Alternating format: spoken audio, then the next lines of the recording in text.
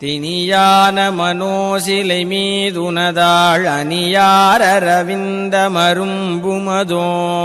பணியாயன வள்ளி பதம் பணியும் தனியாதிமோகதயாவரனே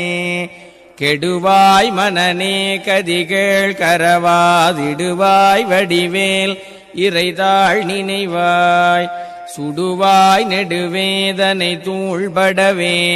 விடுவாய் விடுவாயே வினையாவையுமே